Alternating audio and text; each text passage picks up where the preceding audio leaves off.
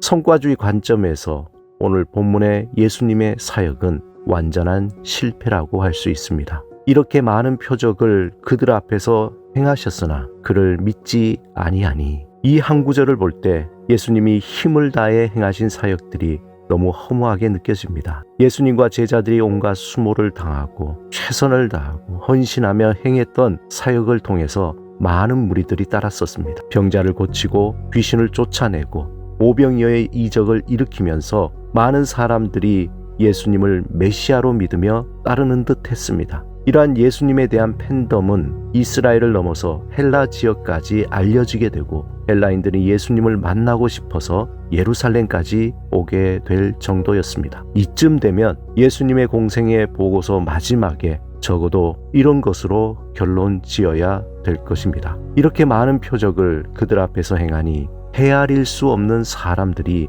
예수를 믿고 따랐더라. 그런데 예수님의 공생에는 마치 어떤 학생이 며칠 밤을 새우며 영어 시험을 위해서 완벽하게 준비했는데 시험 점수가 빵점이 된 것과 같습니다. 얼마나 허망할까요? 그들 앞에서 행하셨으나 그를 믿지 아니하니, 이 말씀은 불행하게도 예수님의 공생의 마지막 평가, 그를 믿지 아니하니 였습니다.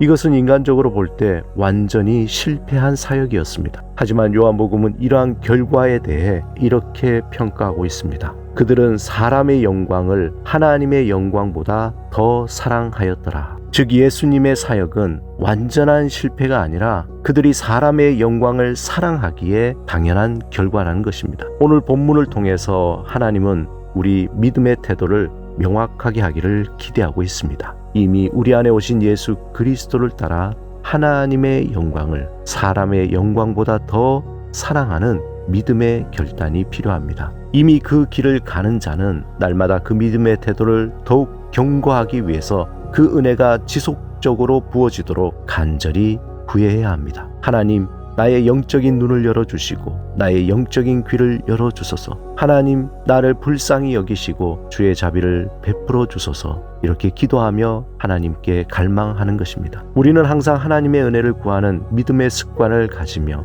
그 가운데 내려지는 은혜로 살아가야 합니다. 그러므로 우리의 기도와 바램은 단순해져야 합니다. 하나님, 오늘도 주의 영광을 위해 살게 하소서. 하나님의 영광을 위해 쓰임받는 도구가 되게 하소서. 이 단순한 기도가 우리 마음 깊은 곳으로 스며들어 간절한 소망이 되어야 합니다. 그 소망이 삶을 살아가는 강한 의지가 되어서 삶의 자리에서 구체적인 행동으로 드러날 때 우리가 알지 못하는 신비로운 하나님의 일들을 경험하게 될 것입니다. 그것이 사람의 영광처럼 화려하거나 대단한 것이 아닌 매우 작은 것이라고 할지라도 하나님은 그를 영화롭게 하시고 존귀히 여기실 것입니다. 그에게 하나님은 은혜와 능력으로 생동감 넘치는 충만함을 공급해 주실 것입니다. 사람의 영광을 사랑하기보다 하나님의 영광을 사랑하며 영적인 눈이 열리고 귀가 열려 하나님의 신비를 보며 하나님의 음성을 들으며 하나님의 생명과 능력으로 살아가시길